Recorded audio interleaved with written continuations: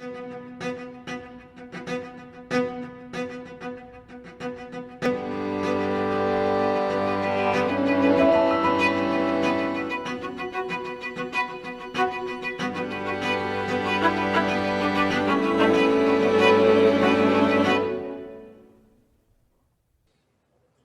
right, welcome to the Common Toad podcast. Today I'm delighted to have a woman called Melissa Tantaquidgeon Zobel.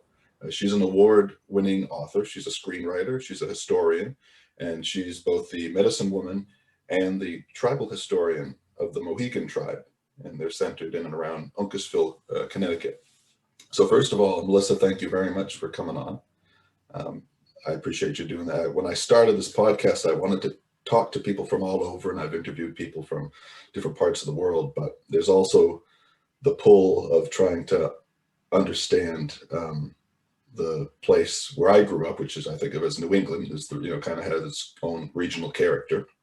And when I start to do that, very quickly you realize how little you know about your own place if you didn't grow up learning about it in detail.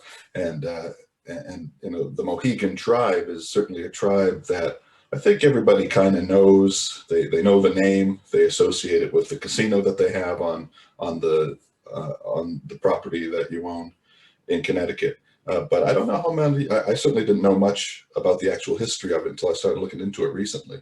And I was wondering if you could just start by giving a little brief summary on who the Mohegans are and how they kind of came to live along the banks of the Thames River in Connecticut. Well, first of all, I want to thank you for your opening, because you situated us in place. And before you can talk about any Native American tribe, you have to talk about place, right? And one of the wonderful things that's been happening lately is something called land acknowledgements, and you probably have heard of those. And many academic and artistic and other institutions that are woke-minded, I guess you would say, are trying very hard to begin events, conferences, those sorts of things with a land acknowledgement. And what that does is it refocuses our understanding of a place on some of the things that gave that place its character, that gave that place its meaning. And the indigeneity of that place, of course, is very important to that. And so a land acknowledgement is something where you say, I acknowledge that, I, for example, right now, I'm situated on the homeland of the Mohegan and Pequot people. The Mohegan and Pequot were once one tribe that lived in Connecticut together. We broke apart during colonialism and our own conflicts regarding our relationship with the colonists. And yet we still consider ourselves one people, and this is our homeland here in Mystic, Connecticut. You, of course, are on Wampanoag homelands, I'm guessing, if you're in Massachusetts, and that is a whole nother tribal tradition. And if we look at place and we want to situate the Mohegan and the other people, we have to look at New England, right? You mentioned New England, and there's sort of an interesting ancient name for New England that very few people know, and that's Wabanaki. And Wabanaki, it's kind of a stretch to refer to it sometimes with Southern New England, but it mostly refers to the indigenous New England homelands of the tribes in northern New England along the coast. And Wabanaki means basically first light, dawnland, the people who first saw the sun. And it goes further than just America, because there was no border, right? Yep. It goes to England, it goes to Nova Scotia. It's that whole swath of people that were connected. And what connects all of us really, and why it does come down in Connecticut, one, we were all part of a confederacy once upon a time, but there's the Great Connecticut River. And a lot of folks don't realize that Connecticut River, it goes from Connecticut and the Sound all the way up to New Hampshire and basically the border. That was rather our superhighway, right? Our native superhighway, because we didn't have horses and we didn't have other vehicles except toboggans, which were an important source of transportation, and canoes. And so that journey up and down that river is so important to the character of New England. And even today, the many lakes and rivers, right? They shape that character. The ocean shapes our character. And so, to even begin to understand the Mohegan people, you have to understand our place. And so I wanted to kind of give that oversweeping introduction Yeah. because No, that's great. I cross over the Connecticut fairly often, and I always love looking over the bridge. But now I'll have a little bit more context when I do that. So that's great. yeah, it's just beautiful, and it's a mighty river. So we actually here in Mohegan, we live on the Thames, which is kind of funny. New London and the Yes. river are next to us, and it was once the Massapequatuck River, because it was the great Pequot River that we all lived on, and that was long ago. But I don't know about the name. The Thames is kind of funny because in London there's the Thames in this big city, and here we have this little city, and but it's still a fairly mighty river. It's not one that you really want to canoe. Let me just. I know people do it. I shouldn't say that. All my relatives do it, but it's a tough river. That's where we're located. If anyone wants to know, we're right on the Thames River. We're in southeastern Connecticut. What is funny is, we talk about, people don't know that much about the Native people, but fun fact, the Mohegans operate the oldest Native American owned and operated museum in the United States of America, right? Yeah, yeah. So there are actually a lot of people we've met from other countries in the last 100 years have been open, because we get a lot of foreign visitors. And I guess that's a typical thing of New Englanders, right? We travel, we know everything about what's in our own backyard. So this is helpful that you're introducing a New England topic. Yeah, no, exactly. And I'll talk about that museum at some point too, because we're going to talk about a very interesting woman who you've written about, and who's, I just read your book called, I have it right here, Medicine Trail. Hold that up for people. There it is. Really good book, and we'll talk about that in a little bit. I wanted to talk before we get into Gladys and your work. I wanted to talk a little bit about just Uncas. Am I pronouncing Uncas correctly? Well, that's also an interesting question, because the non-anglicized version, if that's what you're asking, is actually Wonksas. Okay. And it's Fox. Uncas was his native name was Fox. His birth name was Poquum, which actually is oak tree, and he grew into Fox. So you may call him Uncas, which is the anglicized version, or you may call him Wonksas, as you choose. We usually refer to him as Uncas. So continue. Okay. Well, who was he? What does he mean to your tribe, and what is his story? He's really an overarching figure in Mohegan history, for several reasons. One, which is the true story of Uncas, and one, of course, which is the legendary fictional story of Uncas, which is kind of James Fenimore Cooper version. James Fenimore Cooper, right? And so James Fenimore Cooper is a funny story, because his Uncas is in the wrong place at the wrong time with the wrong people. But it's fiction, so he could do that, right? He could move. The problem with that is that, for us, it's like as if you took George Washington, put him in Spain, had him in a different century. It's very offensive to the people who consider that to be this seminal character in their history. Right.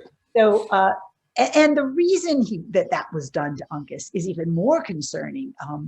So in the story, Uncas is the last of his people. Well, in the true story, Uncas had so many wives and so many children that it's almost ludicrous for Uncas to have been the last of his people. He if anyone, is the founding father of the Mohegan people in the modern day, after having left the Pequot Nation. And so it's such a flip of actual history, right?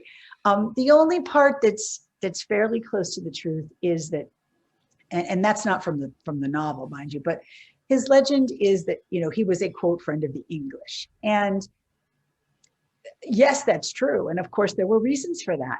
At that time, he had just left his larger group, the Pequot, and he needed an ally. He wasn't, he didn't have the support of his tribe anymore. And he also had left because he didn't agree with that sachem's interpretation of how to deal with the newcomers. And that had to be a subject of constant argument in that period. Yeah, I can only imagine. Yeah, do you fight them? Do you negotiate with them? How much do you give? How much do you take? All of those questions. And so there were many great Native leaders at that time. There was my Aunt Nomo, who tried to unify all the tribes. Uncas and he didn't get along. And then there was Sassacus, who was a great Pequot leader. And Uncas and he, had an argument. And so it was over how to deal with the English. But Uncas, at the end of the day, I think he saw the incredible brutality of the warfare that had developed in Europe for reasons that were different than the circumstances here. You have a lot more pressure of resources in Europe. You had a lot more pressure of population in Europe.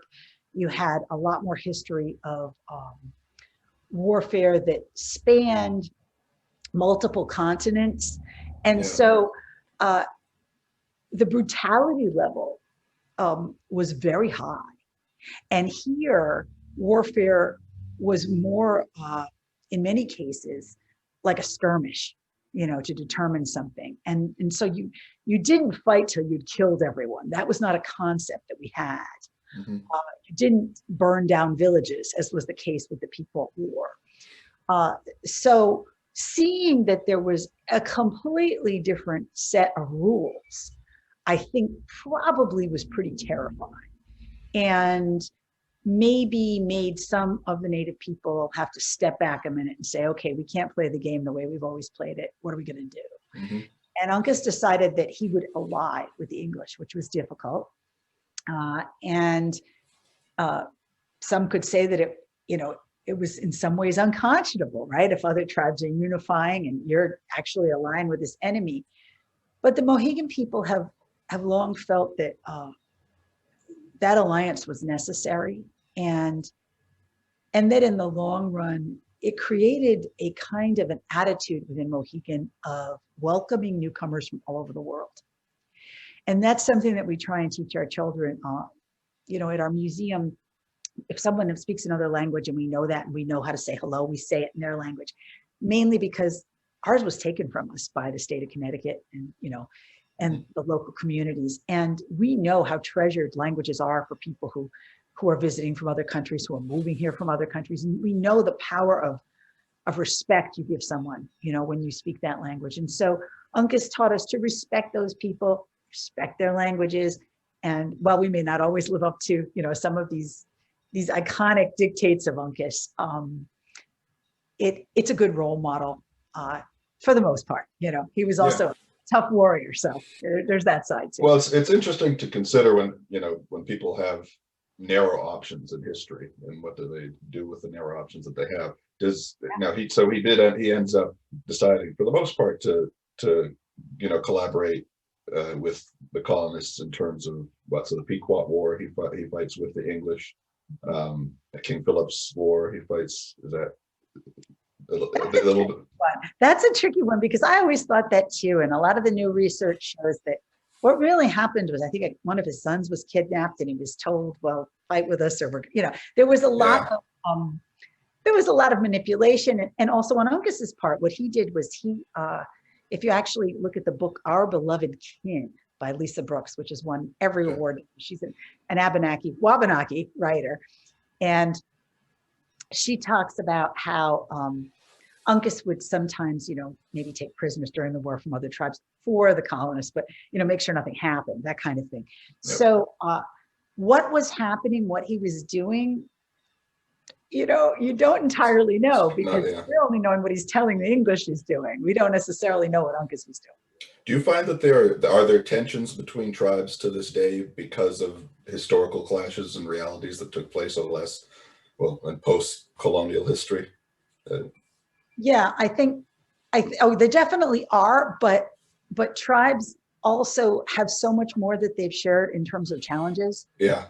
That I think that non-Native people make more of the argument than there really was. And the reason I say that is, I'm of Pequot blood, Narragansett blood, and Mohegan blood. That's not unusual. Right, and that's kind of typical. That's after all this trouble in the colonial time. Right, well, that kind of tells the story, I guess. That tells the story, right? Yeah. People were still marrying one another. People were still befriending one another. People were still sharing. People were still attending one another's summer festivals, you might call powwows or wigwams, we call them. That continues. So sure, it's kind of like, any nationality in Europe, you might be bitter about the such and such war where, someone was terrible and did something terrible and justifiably you're mad about it. But Yeah. There's much more of a sense of shared challenges and survival. Okay. Yeah, that makes sense. So I try to kind of consciously learn a little bit more about New England history this year, just for myself, and maybe try to bring it into some of the interviews that I do.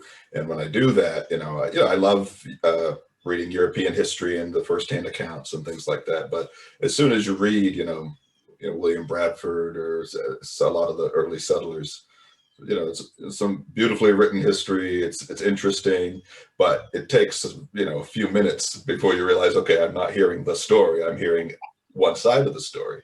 So how do we fill in all these gaps? And it's not necessarily easy, especially when you're talking the 17th century and beyond, to know what the Indian populations were thinking and doing, and at what point were the European settlers just completely mischaracterizing their position and their motives, and even making up events and things like that. So I've been trying to fill in the gaps, and I found a book a few months ago. I just picked it up. It was in the library sale, called Oh yes. You know this one? Oh yeah. I was involved with William Simmons. I was very young. Oh, okay. I was in graduate school when he was working on that with my Aunt Gladys, and I was with her when he came and researched that with her. Okay. So tell me what you thought of that book. I haven't read it all the way through. I've read a bit of it, but I wanted to say that when I started it, the first sort of thing that made me stop, I always read a book and then I stop because I read something like I got to learn more about that. But the first character that appears in that book was Gladys. And I just read this little introduction here where it talks about her. He's kind of lamenting the fact that a lot of, he said, a few white collectors, meaning collectors of folklore and everything, such as Frank Speck, who worked with the Massachusetts Wampanoag and Mohegan in the early part of the 20th century, presented Indian narrative materials in a way that respected the words of Indian speakers. And then he lamented that too many didn't do that. But then he said, fortunately, at least 10 persons of New England Indian ancestry have recorded their own folklore. The most prominent of the Indian authors is an 85-year-old Mohegan, Gladys Tantaquidgeon, who lives in a brown shingled cottage atop Mohegan Hill in Uncasville, Connecticut, where she still bakes cornmeal muffins and drinks her afternoon tea. So when I read this part, I thought, okay, I knew this was written in the 80s, so she was 80. So I decided to look her up and see, I figure maybe she died a couple of years later, and I discovered that she didn't die until 2005, and I did the math and thought, oh yeah, so she drew breath in 3 separate centuries. She was born in 1899 and she died in 2005, and it stepped me down this whole path of trying to figure out who she was and what she had done. So that was my introduction to Gladys. So yeah, maybe you could just start. I want to talk about, and we can segue and talk about different parts of the book that I found particularly interesting. But yeah, I mean, who is Gladys Tantaquidgeon to you? Gladys Tantaquidgeon was my grandmother's sister. Gladys had no biological children. Her brother Harold had no biological children, and I considered them my grandparents. We in Native tradition, we have spiritual grandparents as well as biological grandparents. And she and my Uncle Harold were essentially my grandparents. And so they, neither of them had children, but Gladys's native name is really interesting. It was given to her as a child, and it's everybody's grandmother. Really? Yeah. And that was given to her by Fidelia Fielding, who was the preserver of the Mohegan language in her diaries. And what an incredible foresight, right? Yeah. Because that is how she's viewed by her people. Everyone can claim her. She belongs to the whole tribe. She also belongs to, I think, the community at large, to a large extent. People think of her as kind of a community grandmother, even people who weren't Native, who had the benefit of knowing her. And so she was obviously a very special child, a child who stood out. And we are very fortunate because not only did Gladys live to be very old, but her mentors also, and their mentors, for since before contact, all live about 100 years. It's amazing. I was looking at that. So you said Fidelia Fielding was one of her mentors. Right. And then one of her mentors was Martha Uncas. Right, Martha Uncas. She was 1759 to 1859-ish, 100 years.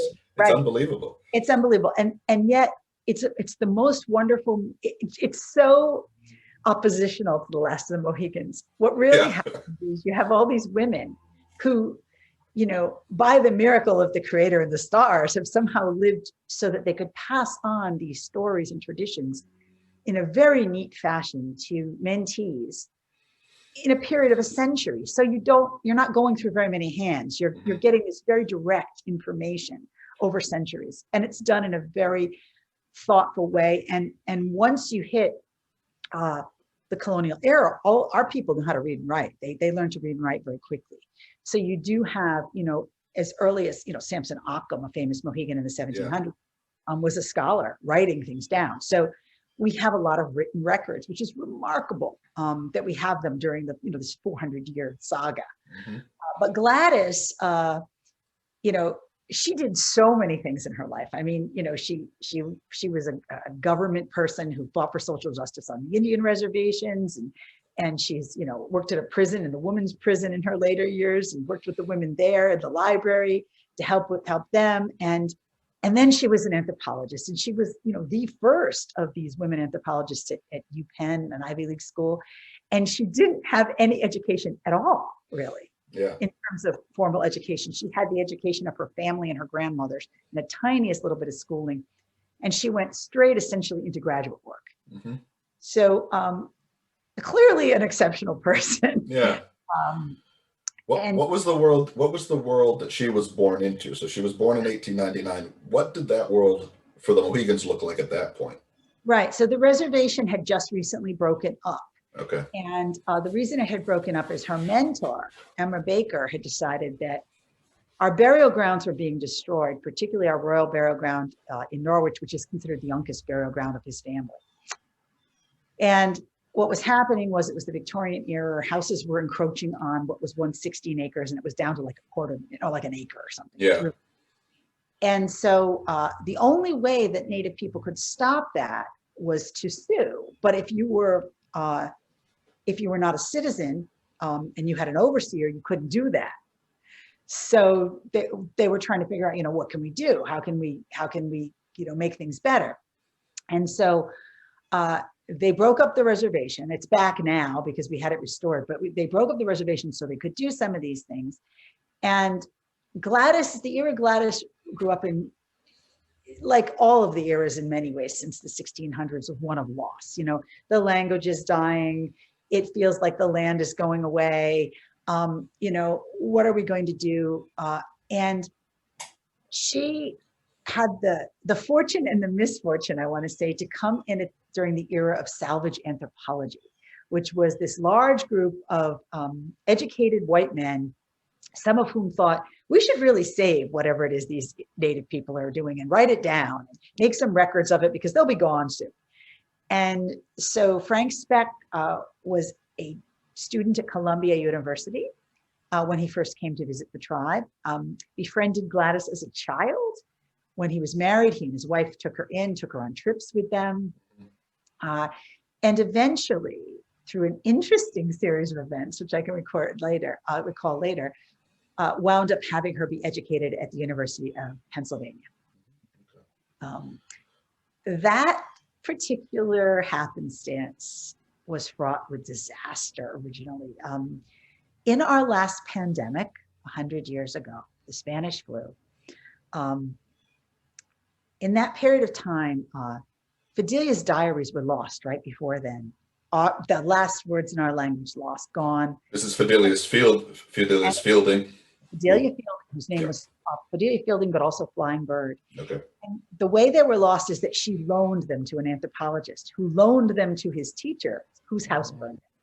Wow. Oh, wow. So Gladys grew up in this era of ultimate tragedy. Like, what can I do? I mean, everything's falling apart. Fidelia also had recorded stories in the language and in English. So there was this enormous wealth of information. But Gladys was still there, her student. And even when Fidelia in her elder years was failing and couldn't really help Speck record things, there was Gladys. And Gladys was really not going to do anything either until this Spanish flu hit. And when the Spanish flu hit, Fidelia's adopted son had to go into quarantine in his mom's house, which he did not want to do. because he was a city boy and he was a carpenter and he was so happy to get off the reservation. Mhm. And the last thing he wanted to do was go home to his mom's house with all her old junk. Yeah. And actually went through some of it and found more diaries. Wow. And called Frank Speck. And Frank Speck got Gladys to go with him to New Penn to do some work on this and other things. And so, pandemics, we think how awful everything is. And then you think of this one little kernel of stardust that came out. Yes. Right. And isn't it true with our society today? I mean, much of it's changed because of the pandemic, and some of it's terrible, some of it's for the better. So, and depends on your perspective. Yeah.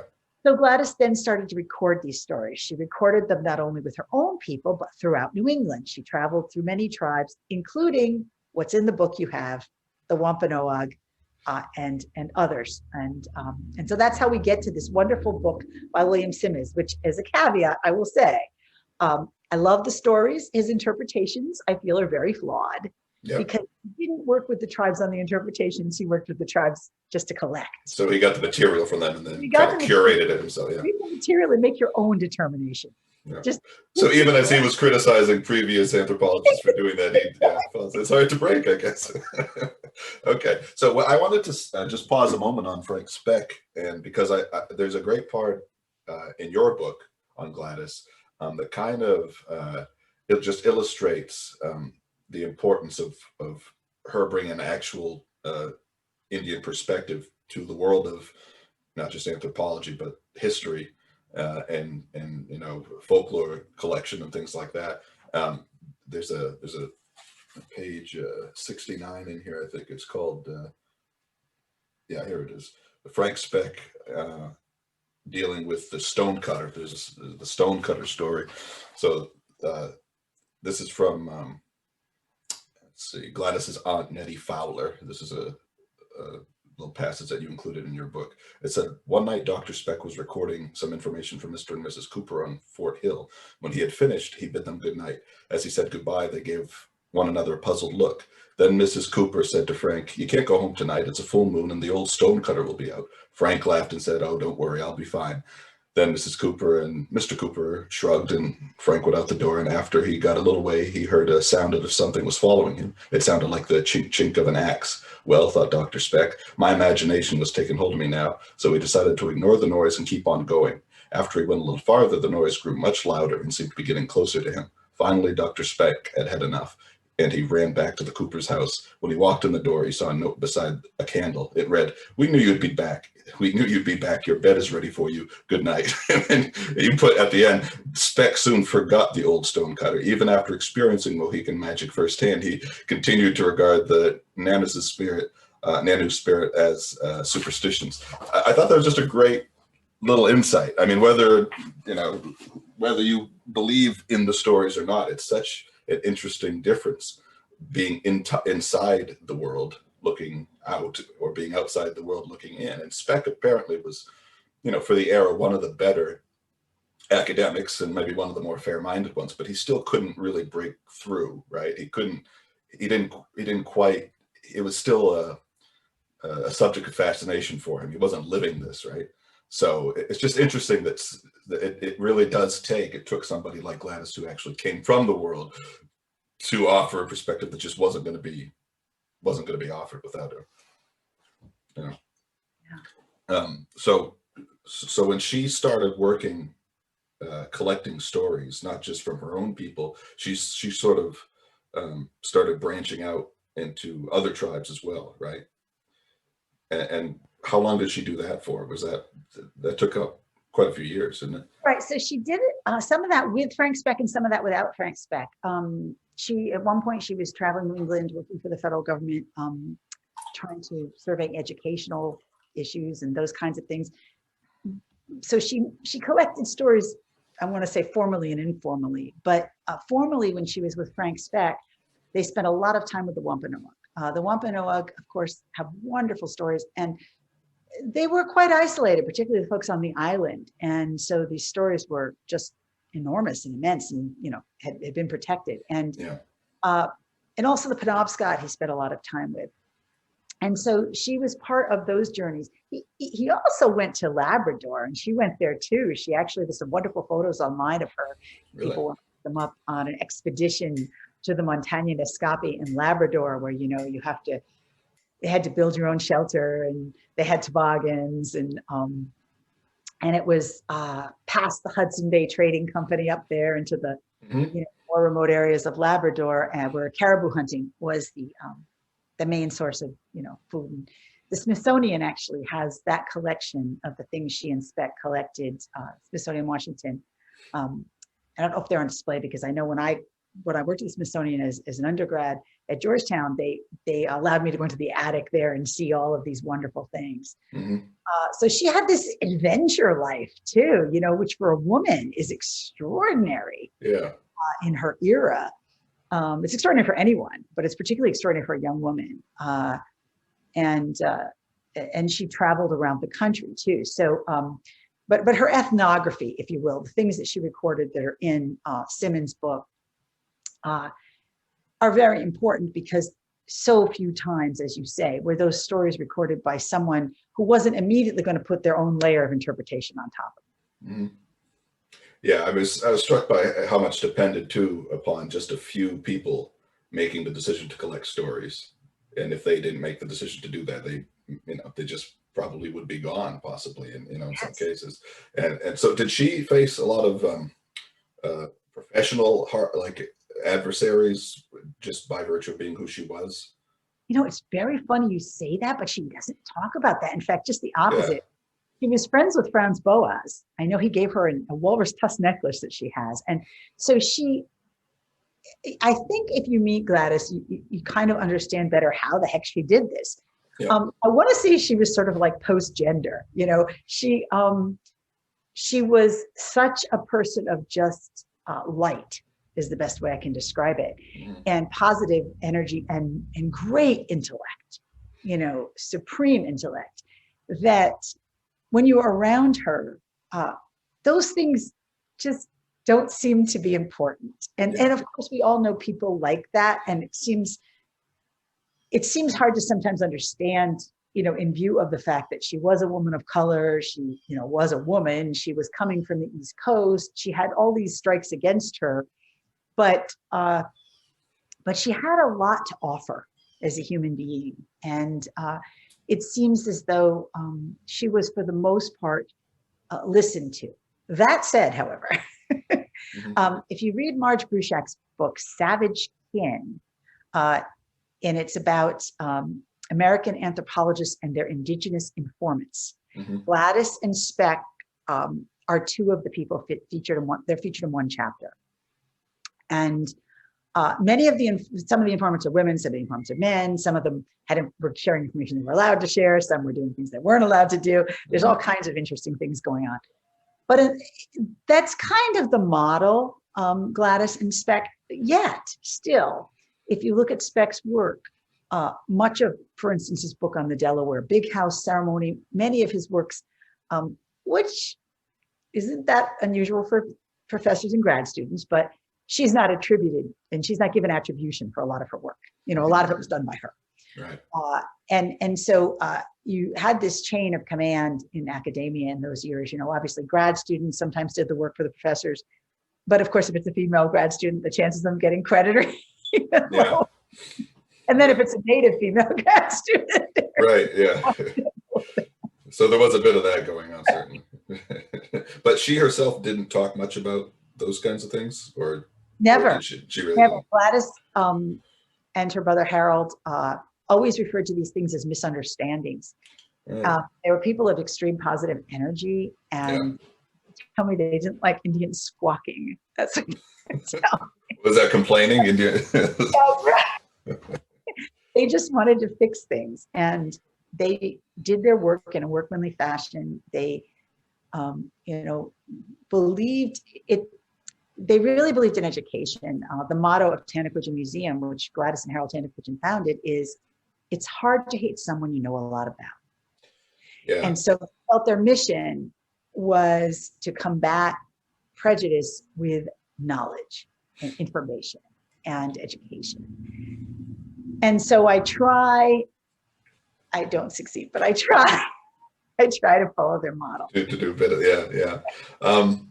Well, so at age 50, then she sort of comes home, right, back to the Mohegan Reservation after traveling all over the place, going as far west as, well, visiting the Sioux for a long time, the Lakota tribes and the Black Hills and everything, and finally feels the tug of home, or needs to, actually, in some sense, for her health, kind of feels like she has to return home too, right?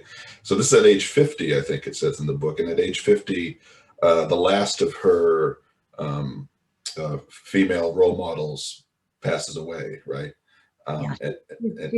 She's the matriarch at that point. She suddenly is the matriarch, and when I read this part in the book, I think, okay, so this is when she becomes a true grandmother, and she's but then in my mind I think, okay, she's going to live 5 decades more, you know. So let's talk about that. Let's talk about the second half of her life, maybe starting with the museum. How does this, as you say, the first Indian run museum in the country, right? How does this happen, and who works on it with her?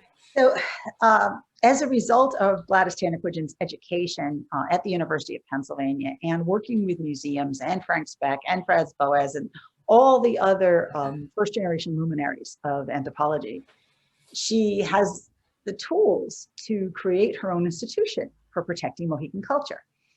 And like you, she realizes that, you know, we need to have some place where we can tell things from an Indian perspective, this native perspective. So she creates, along with her father, John, and her brother, Harold, they create Tantaquidgeon Indian Museum. Now, this is interesting. Her father, John, is an old timer and calls it Tantaquidgeon Lodge initially. Oh. Museums were not really popular with Native people because all they did was, you know, steal bodies, steal things. They weren't necessarily doing anything positive for Native people. So right. Her father was alive. It was called Tantaquidgeon Lodge, which was slightly confusing because people didn't necessarily know it was a museum, but he wanted it. Would people show up to try to sleep there or something? Maybe. I have no idea. I do know that it was supposed to be a welcoming place for friends to come visit. And so you had Native people, non-Native people, they'd come. Yeah. And, you know, even in Gladys's later life, you know, sometimes people get served a meal at the house. And remember, this is free of charge. This museum was open free of charge. There was no charge to enter this museum. So you might get a meal, you would get you get a whole, and it didn't cost anything. Wow. That was her nature.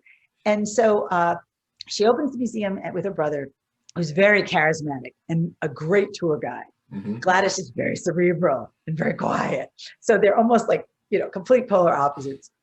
And he used to give the tour of the outside, which was wigwams, longhouses, and you know, traditional life in the woods, and carving and all that. And Gladys would give the artifact tour about the symbols and their meaning, and you know, our spirituality and cosmology, and you know, our history. That would be inside. And that's how I grew up. So when I came into the world in 1960, I immediately was made a little tour guide, and you know, from the time I could talk to teach people about these things. And it was really a delightful thing, because in a small town like Uncasville, where else would you meet people from all over the world? Yeah. Especially famous, you know, ethnographers or scientists, or, you know, people who had great cerebral interests and would come to this small Indian museum. And so that was what they created. And we had a lot of school groups, and we try and still now in the museum have school groups. Of course, right now we're closed from the pandemic, but they won all sorts of education awards for their work. And people to this day, it probably does not more than one day go by that I don't get contact through Facebook or messengers or emails or texts or something from someone who doesn't talk about how those people changed their lives. How did Harold and Gladys Tantaquidgeon change their lives with what they taught at their museum? And how important it was to the community in southeastern Connecticut, because when you would look at a map when I was a kid, like if you went to Bradley Airport, southeastern Connecticut had, this is what was on the map, mostly nothing. Mystic Seaport, right? Yep. Tantaquidgeon Museum. That's really, there you go. Those are the two places to visit. I don't think the aquarium was built till the 60s. Maybe I'm wrong, but it may have been on there too. But that was it. There was Mystic in the museum. There was nothing else. So that was the tourism for that part of the state. Yeah, yeah. And so it meant a lot to the people who were who were there too.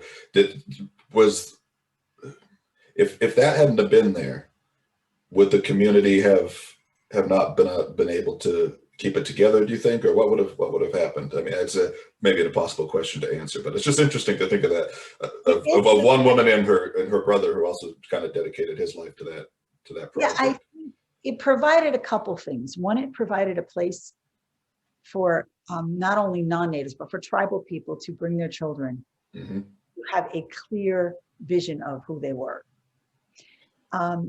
It also created a visibility that constantly, although not enough obviously, but constantly defied the erasure that has happened to Native people in New England, from academia, from the general public, from Mm-hmm. government, from whatever, because they said, we're still here and this is our story. Yeah. And so that was not only did it not only technically keep things alive, it emotionally and psychologically kept things alive, because people could point to that and say, yes, we have this institution and it's still here. And so their contribution was enormous. And I mean, Gladys was recognized for that. She received honorary doctorates from Yale and UConn. Mm-hmm. So and they're both of Connecticut. So that's important because she is a regional character and yet she's a national character. She's kind of both. Mm-hmm. And I think that her legacy, now we're starting to think more about even as a social justice warrior, which is interesting because everyone who met her, most people remember, like you said, they only know her from like the old lady side of her life. Yeah. They don't necessarily know what kinds of upstart things she was doing as a young woman. Mm-hmm. They don't know that, when she was a federal official in the 1930s, she was in Virginia with another Native woman who was told to go to the back of the bus, and Gladys went and showed her badge and told the bus driver he was going to let the woman sit in the front of the bus and she was going to sit there with her. So, this kind of uppity activism, right, that we think of as defining social justice warriors in the 20th century, she was part of that too. Yeah. And you say too that this is so important for the children, the Mohegan children, to grow up into and have that presence there. And so you were one of those children, as you say, you were born in 1960. So when you think, I think you said you were born on the property of Samson Occam.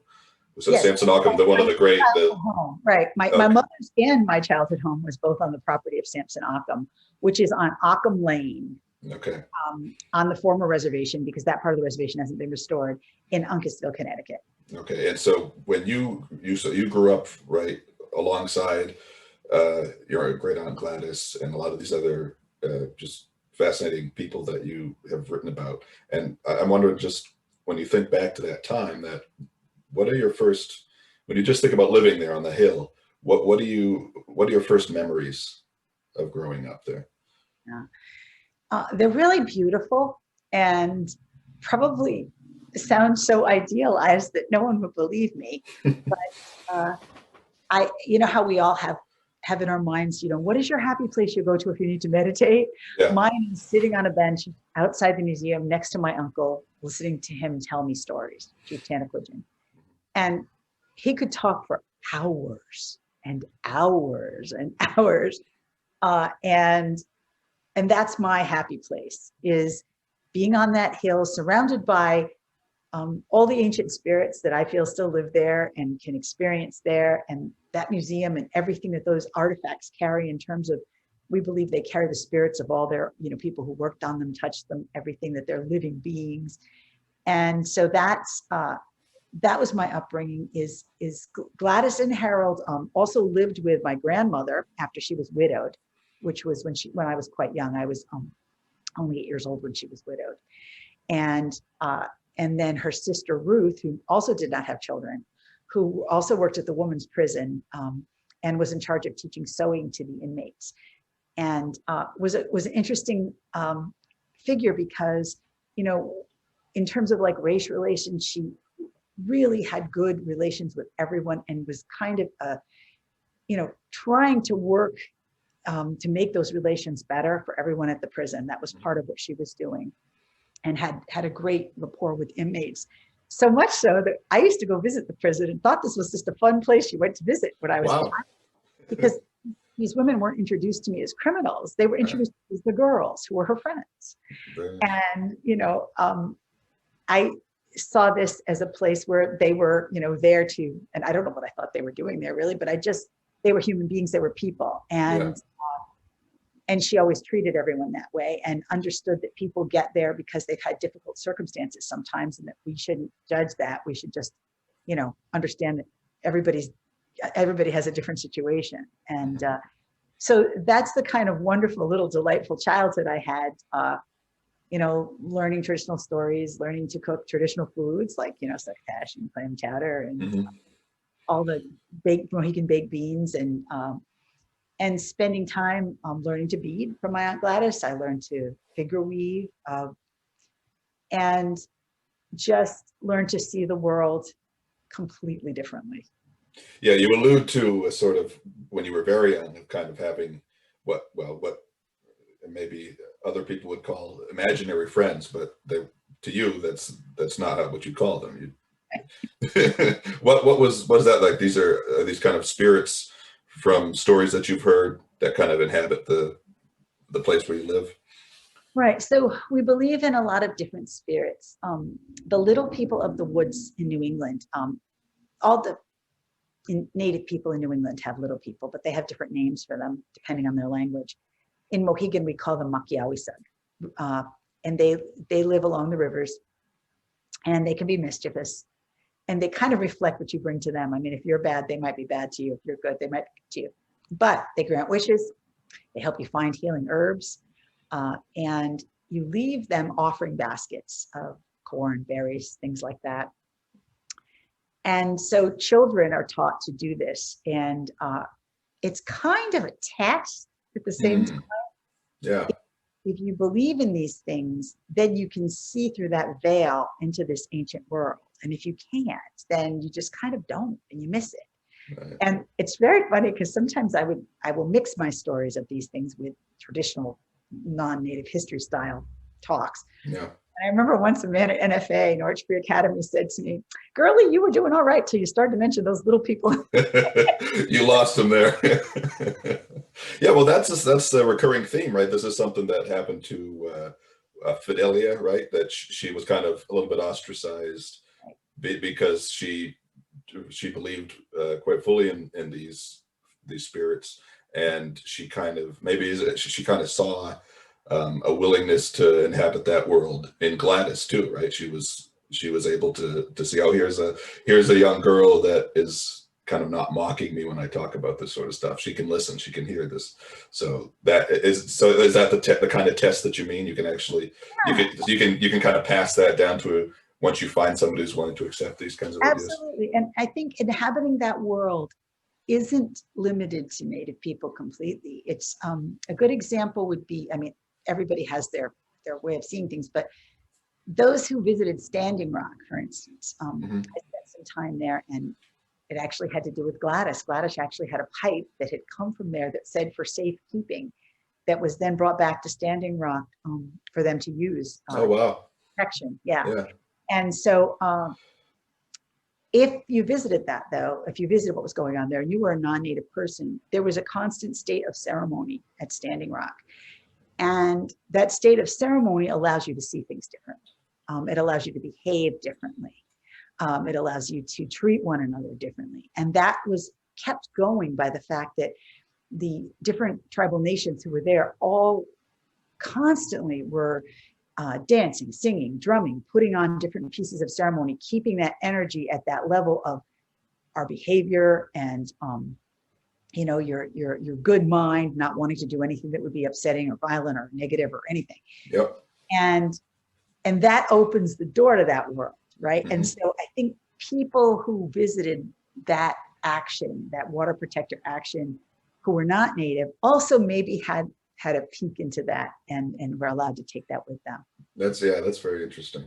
There's a very curious mix of traditional native beliefs and Christianity too on the Hill that kind of keeps coming up through the book, because one of their main gathering, now some of this is imposed, right? It had been imposed by just the colonial culture and government, that one of the main gathering places for the Mohegans was the church that was built, but that it was also built because if it wasn't built, they might have gotten broken up, right? So can you talk a little bit about that? Because obviously there's a huge cultural imposition of Christianity on there, and yet a lot of the people that you talk about that you learned from did incorporate Christianity into these beliefs, seemingly authentically believed in them. So how does that work in a community like that? Well, it works for Native people because, you know, when we gather and we hear stories of other beliefs and cultures, we can incorporate them and we can learn from them and we can take what we want from them as our own, which is what Samson did.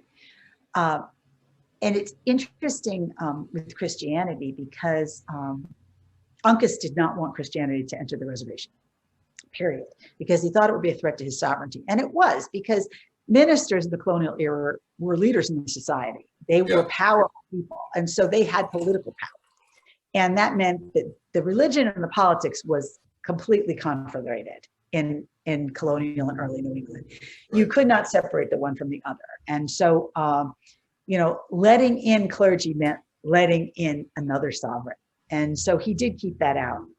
And Samson Occam, as much as he did assume Christianity, his people, he had a hard time preaching to his own people. And he eventually wound up preaching at Montauk and teaching at Montauk.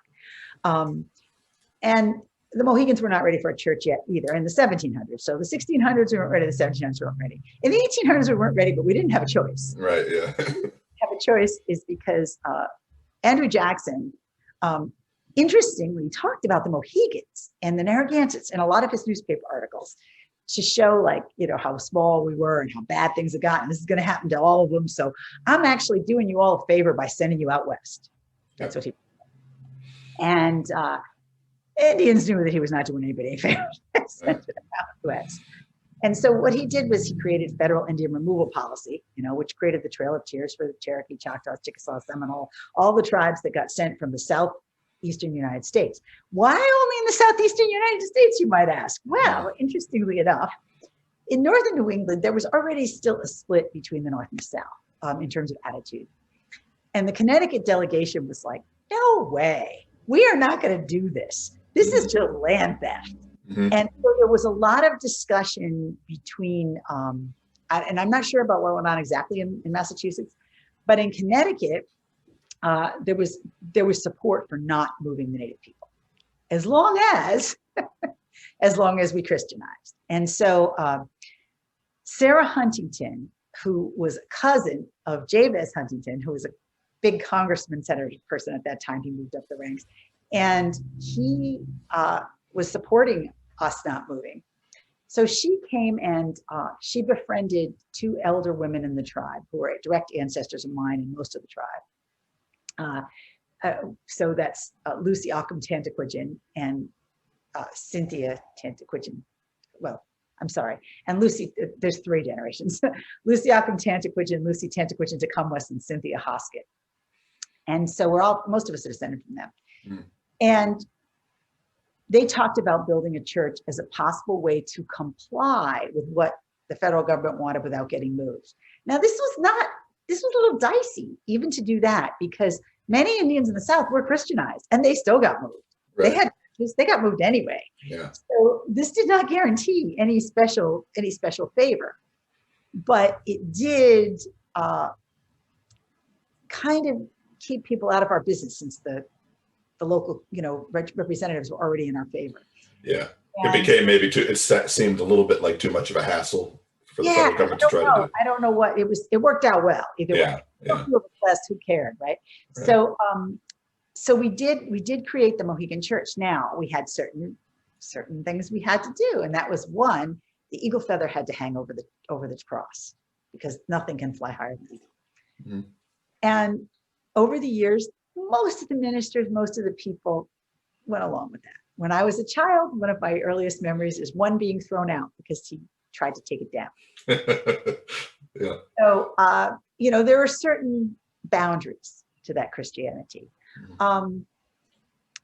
And And so the church has gone through many iterations and many evolutions.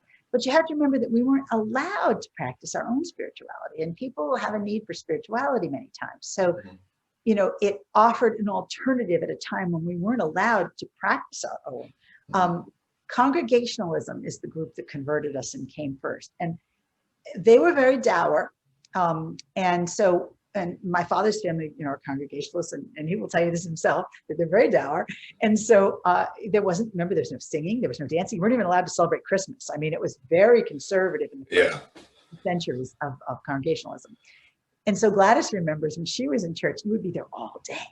And she remembers that as like, I was there all day as a child, passing notes to her cousin, you know, to try and keep awake. Yep. But that was what was enforced. And so that became part of the community, was that custom of the hymns and the custom of the congregational service. And it wasn't really until the 1970s, 60s, 70s, and even more so the 80s and 90s, that our beliefs, especially with like the Native American Religious Freedom Act, were even allowed in the mainstream. Believe it or not, Connecticut had laws against fortune telling and divination until the 90s. Did you know that? No, I didn't know that. Yeah, I better know because I have a cousin who's a fortune teller that was explaining this to me. Yeah. And part of our beliefs, of course, have to do with prophecy and those things too. Yeah. So that was all commingled from Puritan times. It wasn't just Native belief, but non-Native beliefs that, you know, Wicca, anything that was considered not mainstream was not allowed. Yeah. And then when it was allowed, it was like a flood, I think, of renewed traditional tribal spirituality. The other thing that caused that flood was NAGPRA, the Native American Graves Protection and Repatriation Act, and the return of tribal ceremonial objects that had been taken and put in museums as, you know, things like masks and pipes and sacred items, because we weren't allowed to use them. And so that also renewed the spiritual life of the people. And so now in our community, people are everything from, you know, devout evangelical Christians to very devout traditional natives who that's their belief, to all the other religions you see in the world and pieces of those that they may bring together. How many Mohegans are living now in your community? How many of them? So we didn't get much reservation land back here. So what we have is Mohegan Church is on reservation land. The museum is now on reservation land. Shantok, which is our sacred burial ground, is reservation land. And we have our business, Mohegan Sun, is on reservation land. But our elder housing, yes, that's on reservation land. And is a little bit of community housing, but there isn't any space really available. So that's something maybe in the future, you know, who knows, but at the moment, that's not really a thing. And most of us have lived off reservation for so long that it's, you know, it's kind of not as much of a thing, but our reservation's very tiny, I guess. Okay, so then how many would you just say would be the population of your tribe? Tribal citizenry is over 2,000. It's like 22 something like that. Okay, that gives an idea. So before I've given us an hour here, I really appreciate it. I don't want to let you go though before I talk about your relationship to Gladys particularly, because over the course of her lifetime, they kind of reinstated the position of medicine woman. Is that correct? And something that I think she was reluctant to take, maybe just because of the natural humility that she had or something. But you are now the medicine woman. So when she passed on, the role was given to you. And I wondered if you could just talk about what your relationship was to her. I know that she taught you a lot as growing up. Were you two very close all the way up until she died? And did you have kind of like a formal or informal kind of, I don't know what it is for something like that. Is it just a training or lessons? I did have a lot of training. And it is kind of formal and informal. I mean, she did say to me things like, you know, I want you to, you know, carry on after I'm gone. And I remember when she was 98, we're up at the museum, and she said, well, that's it for me. It's your turn now. But she's fallen, and she hurt herself. Yeah. And so she didn't give tours in the museum after 98. Still pretty good, I'd say, yeah. But in any case, yes, I was her mentee, and very clearly her mentee, and she was very clearly the mentee of Fidelia Fielding and Emma Baker. And I have a mentee. My mentee is Madeline Hutchins, Okay. who's a young Mohegan woman who is descended from Emma Baker, who was her Gladys's mentee. So we try and keep these traditions passed on. I have other people who I also mentor. And it's a very interesting relationship because I think, like Gladys, I think of myself as a placeholder. You know, it's not about individual success or failure. Your only job is to keep the tribe going and life to be good for the people and survive through your lifetime. And then you pass it on to the next person. And hopefully they have skills that you didn't have and could do something different. Yeah. And come up with new ideas. And that's your function. It doesn't really exist in outside of traditional cultures. This whole mentor-mentee relationship.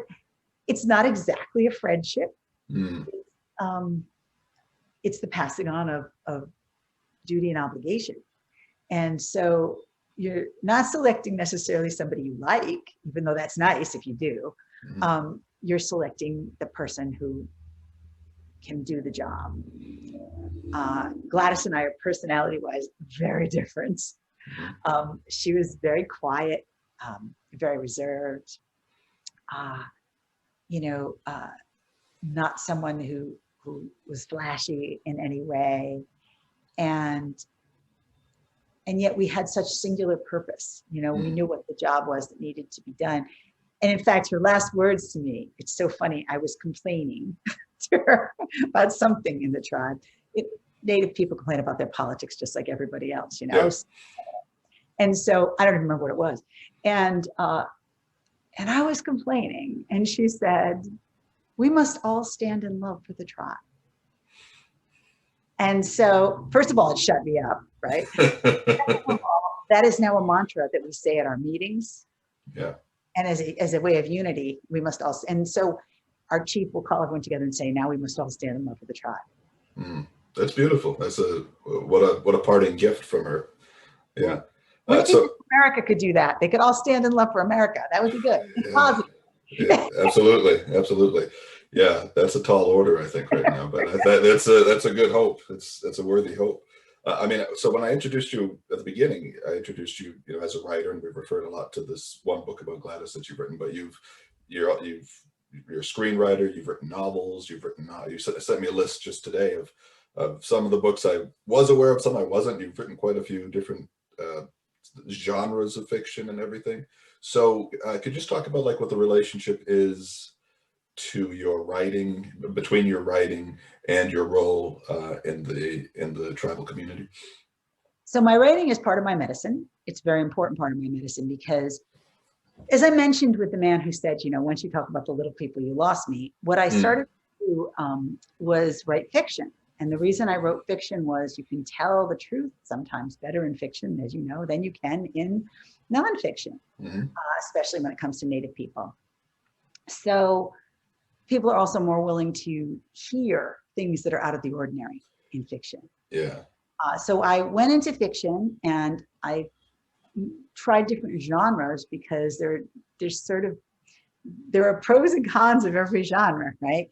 I love murder mysteries. They're fun to write. So I've written a couple of those. And they create essentially a framework around which you can have characters that live in different worlds, right? We don't turn on necessarily the murder mystery on the television and think, oh, what country is this? We don't care. It's about the murder mystery. Yeah. But we'll learn about that country, don't we? And about that culture through that murder mystery. So that's an interesting genre. I did Gothic because Victorian New England, as you know, nobody knows anything about Native people in Victorian New England. It's like this big black hole. So I wanted to fill in that sort of Gothic kind of Victorian, what was going on here with Native people. I wrote Snowy Strangeways as an allegory about the Pequot War and wanted to create the town that I live in, it's a very mystical town. I don't know if you've ever been to Mystic, Connecticut, but No, I have it on the list now, but I haven't. it is just something. That's all I can say. Okay. We have women in this town. We have these wonderful, beautiful, long gray-haired women who kind of like are iconically mystic. A couple of them are my friends, and they create, and we also have down the street from where I live, there was this wonderful Wiccan shop next to the church. You know, it's a very tolerant community, and it's very interesting. So I wanted people to see kind of this strange weirdness, and how did this town get to be this way after what happened in the 1600s with the Pequot War, the burning of the Pequot villages, and what might have happened had things gone differently, and some of these women had something to do with, you know, running things. And so I created this allegory about that. And then what happened after that was, and I've done children's stories, but I wasn't really happy with my books. And so I was talking to a screenwriter called me, actually a director, and said, gee, I think I'd like you to write a screenplay. And I said, I don't know what to do with the screenplay. He said, you can do it. I just try it and see what happens. Mm-hmm. So I did. And the only problem, and I've written many now, and some of them I've won an enormous amount of awards. Now, that's great, but trying to get native screenplays made is very hard. And so what I keep getting asked to do is I keep getting calls from Hollywood bigwigs who want me to write a story that I find horrific about Native people, you know, where everybody dies off or something. And I can't do it because it's contributing to the problem, right? So, you know, or it's about a casino and they're all thugs or something. I'm like, you don't go to this place, obviously. This is not what you see when you go there. So this is not real. This is fine. This is not what's really going on. There's things that regulate this. The federal government's there. You know, this is all made pretend. Yeah. So I try and keep writing these things. And then most recently, my daughter Madeline, who is a playwright and an actor and a director, said, Mom, you should write a play. And so I turned the story of Gladys' mentor, Flying Bird, Fidelia Fielding, into not only a screenplay, but a play. Mm-hmm. And it is a finalist for the Eugene O'Neill Theater's National Playwrights Conference this year. Nice. So I'm very excited about that. Very good. Congratulations. And also the screenplay for Flying Bird's Diary has won about 36 international screenplay awards. But this is a story about a Native woman from New England. And, you know, it's so contrary to the American consciousness, her survival and her thought and her life. Mm-hmm. It's actually more popular in every other country but this one. Yeah, this is sometimes how it happens. It's a little bit too close to home in the country of origin. Mm-hmm. Why do you think so many New Englanders seem to be more familiar with natives from other parts of the country and not New England? Or do you find that to be the case? It seems to me that, you know, a lot of people might know a lot about the Plains Indians or something, and they kind of have this sense. I mean, everybody knows there's a casino in Connecticut, but like, I don't know if a lot of people don't really think about the presence of natives and native history in New England. Well, here's a good one. Who knows that Yale and Dartmouth were, you know, basically both related as Indian. I mean, Harvard and Yale were founded. I'm sorry, Harvard and Dartmouth were founded as Indian colleges. Mm. So did Samson Occam found Dartmouth? Was that what he? Samson Occam helped found Dartmouth by raising all the money for it. But Harvard was literally founded as an Indian. There was an exhibit in the Peabody Museum a couple of years ago because my other daughter, Rachel Sayet, helped create the exhibit on the Harvard Indian College, which was in the 1600s. It had Nipmuc and Wampanoag people there. And so they attended, they you know, were in classes. And so it was an Indian college. Harvard was an Indian college. Dartmouth was created as an Indian college. It was supposed to be. So now we have to ask ourselves, whose fault is it that New Englanders don't know? Because if anybody should tell those stories, that should be Harvard and Dartmouth's responsibility. Right. They are the great educational institutions in our community, right? Mm-hmm. So it is their responsibility. And Harvard did do a good job with their exhibits and so forth on the Indian College. And Dartmouth has done a better job over the years of communicating this. But they are responsible. In terms of, you know, their grandeur as an educational institution. to tell this story. And so whose fault is it that people don't know this? Well, you can blame the native people, but a lot of the tribes in New England have worked kind of tirelessly to tell their story over many, and we're not the only ones who have museums. The Mashpee had a museum, the Narragansett had Tamaquag Museum. So there are places that can be visited where you can learn this history. But what about the schools? So we're working, we work with Connecticut on curriculum. We've worked with Connecticut for years. Native people are working on it. And our chief, Many Hearts, Lynn Malerba, is working on the program for the national Native curriculum. Because, everybody wants to have their story told who are immigrant communities to America. But very few people want to talk about the original people. And that is a story that must be told because it's the beginning of the story that everyone else is telling, that if you just kind of gloss over it, you've left out so much. And the best part about it is it's not over. We've sat and watched all these things happen. So we have a perspective on everything that's happened in American history, right? From before the time when there was an America through the present. So, New England has to do a better job teaching New England Native history. It has to get over whatever silly notions it has. There's a great book. Everyone should read this book. Firsting and Lasting, Writing Indians Out of Existence in New England by Jeannie Ryan. Firsting and Lasting. Great example. There's a picture of a Nehantic woman in a museum, and it says, "Last of the Nehantics, donated by her daughter." Yeah, that makes sense. Yeah. So that's the idea. So it's like, it is almost like subconsciously, I think a lot of people are just like, okay, this was an era that came to an end. Era, right? Exactly. And that way we don't have to talk about what happened. Yeah. I think maybe people have a kind of a fear of what they think of as their history being erased. Their kind of what they were traditionally taught in, mainstream American schools. They don't want to let go of some of these notions.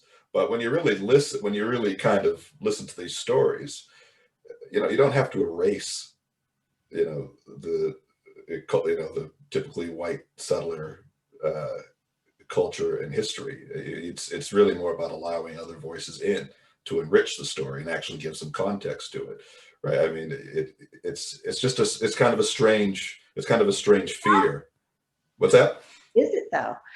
Or is it that we need all of us to be more open to a broader paradigm? And that we need to decolonize our history completely.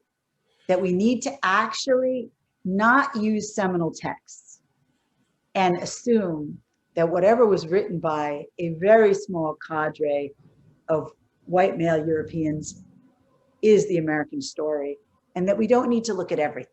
I think it would be easy for me to say that what you said is true, that, I just want my voice heard.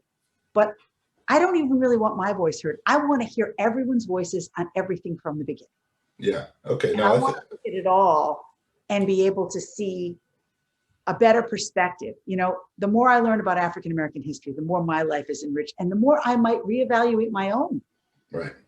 That's going to impact, for instance, Emma Baker was potentially an indentured servant of the president of Yale's mother. We're not sure. There's some reference to it in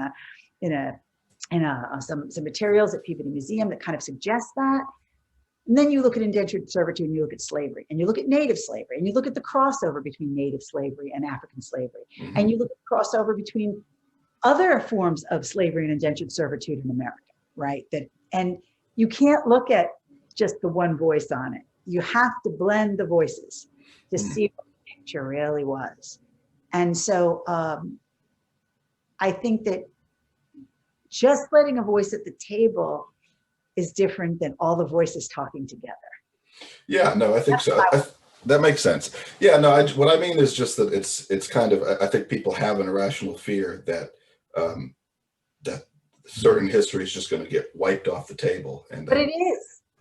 but it won't be completely wiped off the table. It won't be completely wiped off the table if, like, as you say, you just, if I, you look back at a white settler's account of something, and you don't say, well, I'm going to get rid of it and burn it. You say, okay, this is just one person's account. This is not the definitive history. Maybe, but it's not necessarily, it isn't necessarily all correct, any of it. No, exactly. But that's a more mature view of history. Your race, even if you're, you have to be open to it. And I think that's the first place people need to start. You need to be open to the fact that much of what you learned is bunk. Yeah, right. And you can't come to the table saying, I'm going to hold on to the roots of it. You need to come to the table saying, I am willing to hear. For instance, Native people do that. I mean, Uncas is an icon. Uncas is perfect in the eyes of the Mohegans. No, I will listen to all the stories, and I want to hear all those stories about the things he did and didn't do. Yeah. We can't assume that because our history is whatever group we are that was privileged, that it should continue to be privileged. Right. We should actually look at history as the privilege. What really happened? What is the best? What is it that our country was based on? Let's honor that. Let's honor the truth. Let's honor what it is that happened. Yes, there will be different perspectives on it, but let's honor that. And let's not honor nonsense, because things like the last of the Mohegans are nonsense. Right. And so honoring nonsense just because it makes us feel better, nobody can do that. I mean, there are Native icons I've seen torn down because I found out other information or whatever. I think it's a person's willingness and acceptance to not be protecting their own self at the cost of American history. So when you think about that approach of just going for what is true, not holding dearly to something that you were told when you were a child, and that you kind of liked or something, and then when we're saying this in light of Gladys, who you said whose approach was very unassuming but kind of tireless. What do you think is what's an approach that you think will maximize the amount of people who will pay attention and will be willing to go down that road? So some institutions have done an amazing job. So the Mayflower Museum, the one at Plymouth, it was very funny. So I went there one time, and they took all of their old exhibits and actually changed the headings to say what was untrue.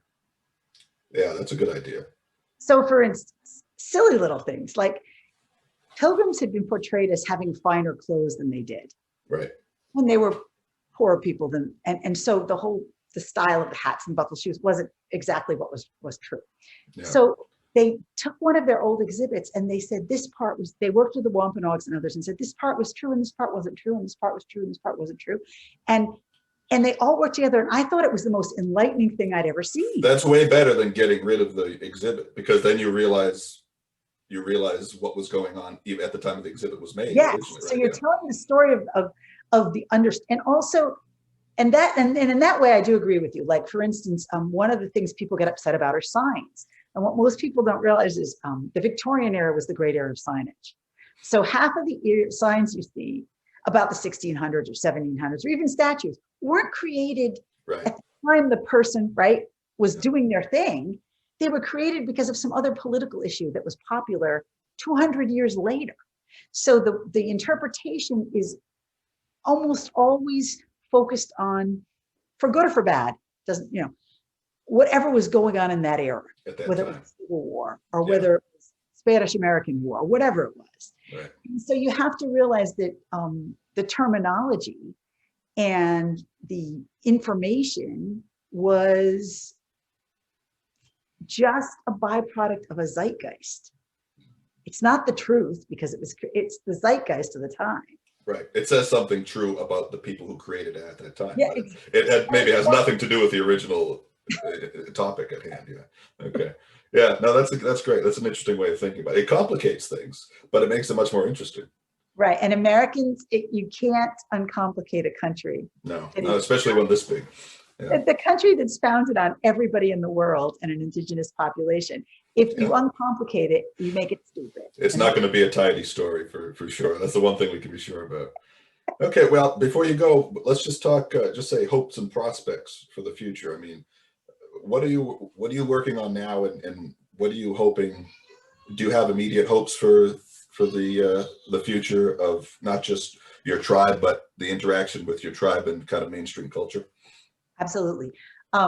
So the museum is wonderful, and I look forward to it reopening because the kinds of conversations that we are having, I get to have with people all over the world, and so does everyone who works at the museum. Yeah. And so I learn from them more about my own history. I mean, for instance, Jason Mancini, who runs the Connecticut Humanities Council, did some great work on Native American whaling. Well, we had kind of a vague notion of what our people were doing and who they were meeting. And he opened up this entire world of us realizing that we had all these men who had traveled all over the world. When a lot of the records make it look like the population disappeared. It didn't disappear. The men were just all whaling. And the reason they were whaling is because you got paid the same as a whaler no matter what color you were. Yep. Whatever job you did. And so our men were all over the world, and they did things all over the world. And now we want to understand what pieces of our culture did we get from things they brought back. Yeah. Ideas they brought back, Yeah. right? Yeah. And so what perhaps did they leave somewhere else? You know? And what did they leave there? Exactly. Yeah. And so, the connections and the connectedness of these kinds of things, we want to continue to explore and not see ourselves as isolated, because even though we like to do that, like a lot of people do, especially in New England, right? Yeah. We need to be more open to our connections to the world. And that's, I guess, that's what we're trying to do is, explore connections with, we have historic connections with the Native people, with non-Native people, keep exploring those connections, keep learning more about them, keep sharing the stories about them, and get a better picture of our world and educate our children in a fuller way. And for non-natives who are interested in the things that we've been talking about today, do you have a good way of, maybe don't know that much about it? Is there do you think, good entry point for starting to learn about this part of our history that we don't know about? Right. Well, you mentioned Medicine Trail, which kind of gives you a broad sweep on the Mohegan tribe. But I think that the greatest book that's out right now on New England and on Native and non-Native relations, and it's a beautifully, beautifully written book, and it's won all the big prizes in history nationally, is called Our Beloved Kin. And what it does is it looks at colonial New England from a perspective of seeing as much as she possibly can of what the different groups were doing. And not only that, it looks at the land. Lisa Brooks, who wrote this, she canoed the waters, she walked the paths. She's a real on the ground type researcher too. And so to really understand, where did we come from in New England? What is this early history? She gives us such a heartfelt understanding of that world at that time that I would start with that. Okay. Because and I would also, find out if what I said about Harvard and Dartmouth is true. Yeah. Go ahead and look into it. Right. Were they founded as Indian colleges? Check it out. Yeah. There's many, many people who've written about this. See what you can find out. Challenge some of your own myths. See if there's any truth to the fact that they are myths. And then don't panic. Realize that you're just opening a door to a wonderful new understanding. We can improve on that as a place to pause for now. I really appreciate you taking the time and giving me a good hour and a half. And I just thank you very much. And if things go as they seem to go in your lineage, you have a good 40, 50 years of talking like this and teaching. For that. I don't think.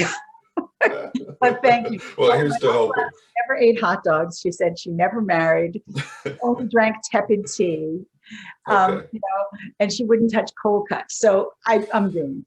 Okay. Yeah. She made her sacrifices for the longevity, I guess.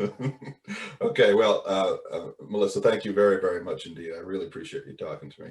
And, thank you. You're a wonderful engineer.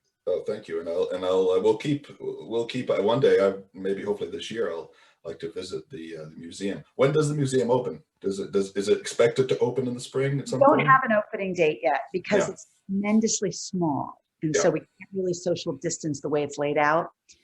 So you'll have to, unfortunately, folks will have to stay tuned. We do have a Facebook site that we share on, the Tantaquidgeon Museum Facebook site, and you can contact me through that. Anyone who wants to contact me can message me through that. Mhm. And that's probably the best way to stay in touch. If you're interested in Mohegan tribe and history and whatever, we also have a Mohegan tribe Facebook site and a Mohegan tribe webpage. All right. Very good. People can check that out. And once again, thank you very much. Thank you. Take care.